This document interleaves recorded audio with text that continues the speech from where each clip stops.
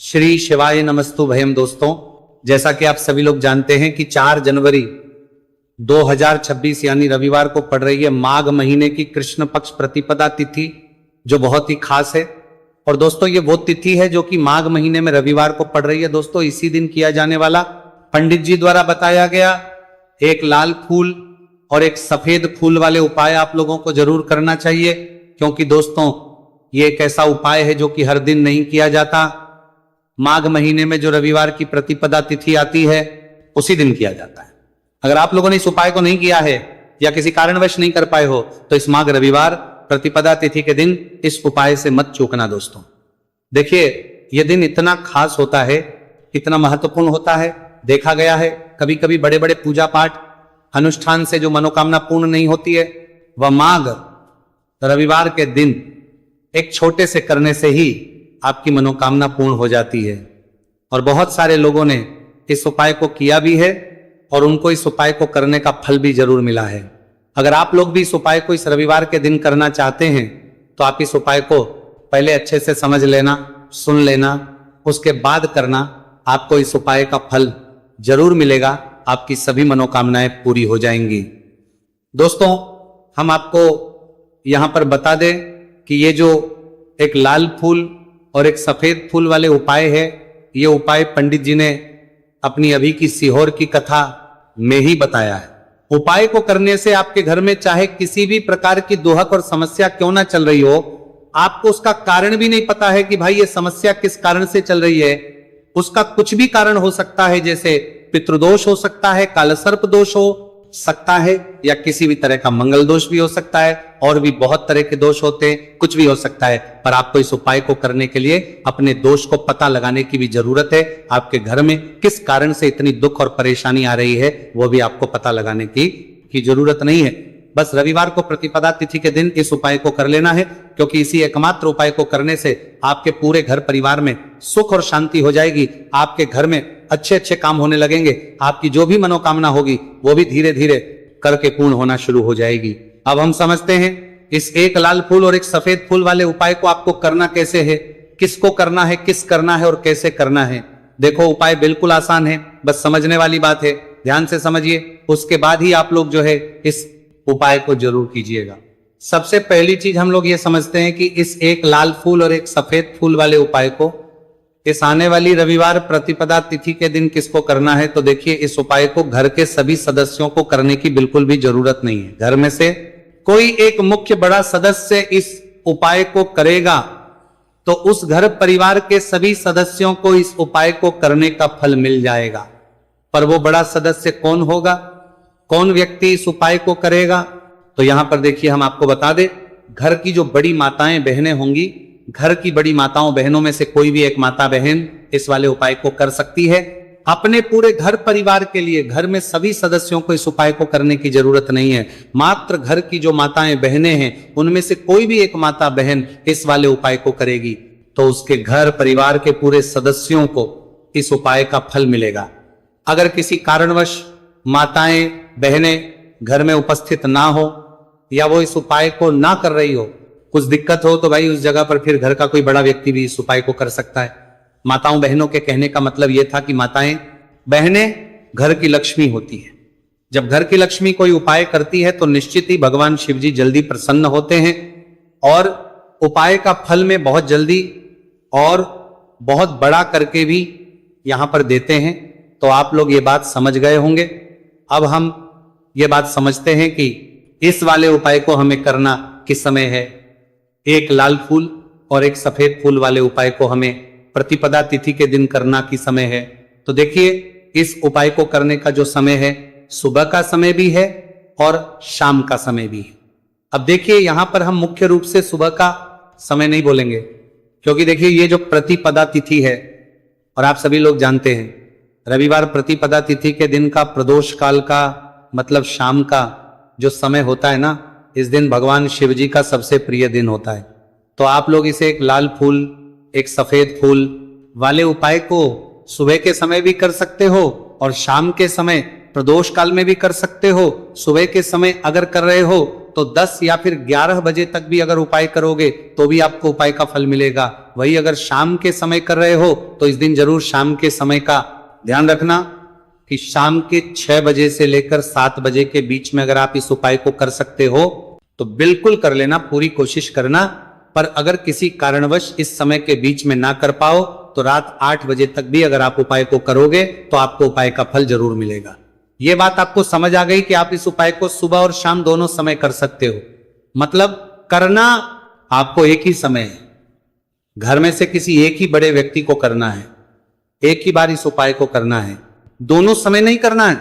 आपको जो समय अच्छा लगे आप उस समय पर इस वाले उपाय को कर सकते हैं। तो चलिए जानते हैं इन विशेष उपायों के बारे में। लेकिन उससे पहले जो भी मेरे भाई मेरी प्यारी बहनें आज चैनल पर पहली बार आए हैं या मेरी आवाज आज पहली बार सुन रहे हैं, अगर आप भी महादेव के सच्चे भक्त हैं तो वीडियो को लाइक और चैनल को सब्सक्राइब जरूर कर लें और कमेंट बॉक्स में लिखें हर हर महादेव। देखो, अब सबसे पहली बात आती है कि इस उपाय को हमें करना किस लिए है। जैसा कि हमने अभी आपसे बोला कि इस उपाय को करने के बाद आपके जीवन में बहुत सारी खुशियां आएंगी, आपकी मनोकामनाएं पूर्ण होंगी, आपकी धन की समस्या दूर होगी, आपकी पैसों की समस्या दूर होगी। अब देखिए, अगर आप लोग सोच रहे हो कि भाई हमें अपना घर बनाना है पर घर बनाने के लिए पैसा नहीं है, हमें गाड़ी लेना है पर गाड़ी लेने के लिए पैसा नहीं है, हमें जमीन लेना है पर जमीन के लिए पैसों की कमी पड़ रही है, अगर ऐसी ही दिक्कत परेशानी या किसी भी तरह की धन से जुड़ी हुई समस्या या पैसों से जुड़ी हुई समस्या अगर आपके जीवन में चल रही है तो ये उपाय निश्चित ही आपके जीवन में मतलब बहुत सारे मतलब फल ला कर दे सकता है।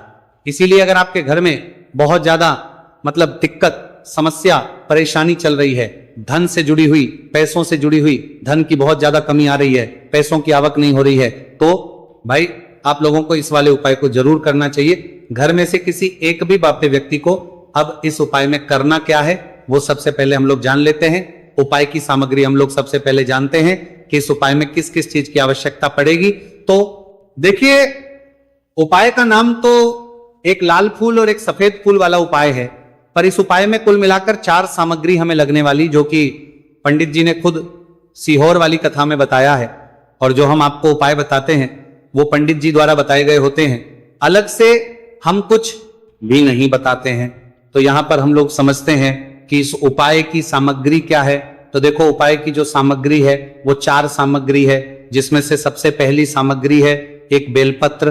देखो, बेलपत्र क्या होती है? बेलपत्र जो शिव की शिवलिंग पर चढ़ती है। दूसरी चीज है एक शमीपत्र, शमीप्र शिवलिंग पर ही चढ़ता है। तीसरी चीज है दोस्तों एक लाल फूल, उपाय का नाम है। तो एक यहां पर आपको लाल फूल लेना है। अब ये लाल फूल कौन सा लेना है? देखो, शिवलिंग के ऊपर जो लाल फूल चढ़ता हो उनमें से कोई भी एक लाल फूल पसंद कर लेना और वो कहीं से तोड़कर या कहीं से खरीद कर लेकर आना और उस लाल फूल को उपाय में प्रयोग कर लेना।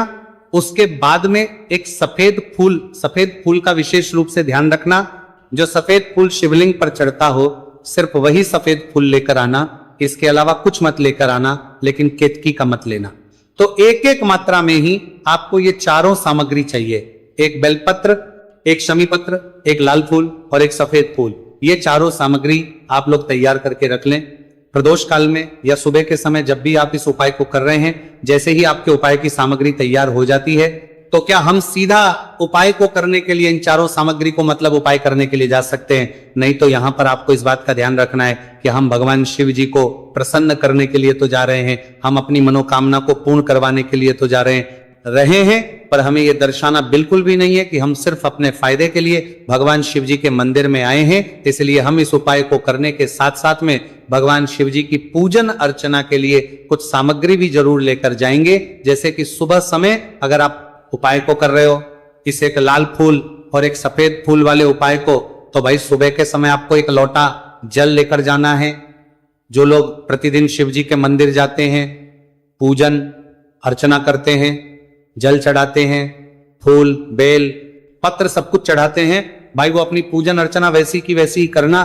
बाकी जो सिर्फ उपाय को करने के लिए जा रहा है, जो कुछ भी लेकर नहीं जा रहा है, उसे कम से कम 1 लोटा जल अपने घर से भर कर लेकर जाना अगर आप उपाय को कर रहे है ना, क्योंकि इस वाले उपाय को आप भगवान शिव जी की पूजन अर्चना करने के बाद ही करना।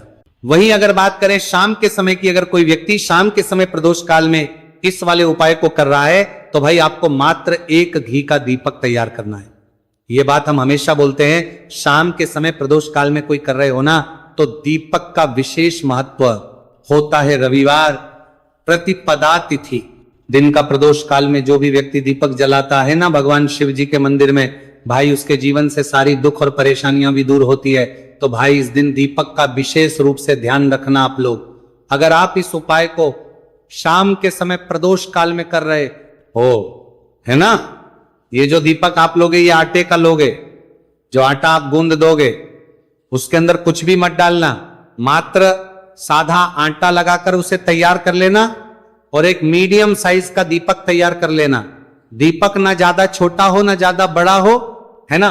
उसके बाद में दीपक आपका तैयार हो जाए तो इसके अंदर जो बत्ती रखोगे वो गोल बत्ती रखोगे। देखो गोल बत्ती भी दो तरह की होगी, एक बाजार की और एक घर वाली। तो कोशिश करना अपने घर में जो रुई रखी हुई है उस रुई से आप लोग एक गोल बत्ती अपने ही हाथों से बनाओ। उपाय का फल अच्छा मिलता है, भगवान शिव जी जल्दी प्रसन्न होते हैं। जब हम किसी भी उपाय को अपने हाथों से परिश्रम करके तैयार करते हैं तो आपको उस दीपक के अंदर एक गोल बत्ती रख देनी है। इसके अंदर जो चीज आप लोग डालोगे वो डालोगे शुद्ध देसी गाय का घी। इस बात का विशेष रूप से ध्यान रखना, शुद्ध देसी गाय का घी ही डालना है, तेल वगैरह नहीं। आज के दिन तो मत डालना, रविवार प्रतिपदा तिथि के दिन, क्योंकि भगवान शिव जी का सबसे प्रिय दिन और प्रिय समय पर हम लोग इस वाले उपाय को कर रहे हैं। तो थोड़ा सा शुद्ध गाय का घी इतना डालना कि वो दीपक कुछ समय तक चल सके। ना बाजार वाला मिलावटी घी डालना, ना भैंस का घी डालना, शुद्ध देसी गाय का घी। आपको ढूंढने में थोड़ी मतलब मेहनत लगेगी और महंगा भी मिलेगा, पर गाय के घी से भगवान शिव जी प्रसन्न होते हैं और उसी शुद्ध देसी गाय के घी से घर में बरकत भी बनी रहती है और हमारे घर में सुख शांति भी बनी रहती है। इसलिए इस शुद्ध देसी गाय का घी अपने घर में हमेशा रखा करो। वो भगवान शिव जी के कार्यों में भी उपयोग में आता है और उपायों में भी हम लोग प्रयोग कर सकते हैं। तो यहाँ पर आपकी सारी तैयारियां हो चुकी है। उपाय को करते समय शुद्धता का विशेष रूप से ध्यान रखिएगा। सुबह कर रहे हो तो भाई सुबह तो आपको स्नान करना ही करना है, बाकी शाम को कर रहे हो तो शाम को मात्र हाथ मुंह धोकर भी आप लोग इस वाले उपाय को कर सकते हो, कोई दिक्कत वाली बात नहीं है भाई। उपाय की पूरी सामग्री तैयार कर और पूजन सामग्री लेकर आपको भगवान शिव जी के मंदिर पहुंचना है, जो आपके घर के पास में हो, जहां पर शिवलिंग विराजित हो, शिवालय हो, वहां पर आप लोगों को पहुंचना है। और जैसे ही आप भगवान शिव जी के मंदिर में पहुंचते हो वहां जाकर ही उपाय शुरू नहीं करना है। पहले आपको भगवान शिव जी की पूजन अर्चना करना है। पूजन अर्चना कैसे करोगे? सुबह के समय गए हो तो एक लोटा जल वगैरह जो भी पूजन सामग्री लेकर गए हो, उससे पहले पूजन सामग्री आप लोग मतलब पूजन भगवान शिव जी की कर लो। जो व्यक्ति सिर्फ एक लोटा जल लेकर गए हैं वो शिव जी के शिवलिंग पर मात्र एक लोटा जल एक धारा से धीरे धीरे करके चढ़ा लो। अपनी पूजन अर्चना आप लोग जो है पूरी कर लो पहले। उसी के बाद अगर आप शाम के समय कर रहे हो तो पहले जाकर बैठना है भगवान शिव जी के शिवलिंग के पास में। आप जो दीपक तैयार करके लेकर आए हो उस दीपक को पहले जलाना है। ये जो दीपक आप लोग जलाओगे ना, ये किसी और की माचिस से मत जला, अपनी ही माचिस अपने ही घर से लेकर आना और इस दीपक को अपने ही माचिस से जलाना। अगर आपने मंदिर की माचिस या किसी और की माचिस ले ली, इस उपाय को करने में इस उपाय का फल उस व्यक्ति को भी बहुत मिल जाएगा। इस बात का ध्यान रखना, अपने घर से अपनी ही माचिस लेकर जाना और इस दीपक को जलाना। दीपक को जलाने के बाद भगवान शिव जी की शिवलिंग के पास में रख देना। शिवलिंग के इतना पास में मत रखना कि शिव जी को आंच लगे, थोड़ी सी दूरी बनाकर ही जो है इस दीपक को शिवलिंग के पास में आप लोग रख दीजिएगा। अब जैसे ही आपकी पूजन अर्चना हो जाती है, भगवान शिव जी के शिवलिंग के सामने या आसपास कहीं पर भी बैठ जाइए उपाय को करने के लिए। और उपाय को करने से पहले आप लोग अपनी वो चारों पूजन सामग्री निकाल लीजिए। उपाय की जो सामग्री है वो निकाल लीजिए और भगवान शिव जी के शिवलिंग के ऊपर एक माता अशोक सुंदरी जी का स्थान देख लीजिए।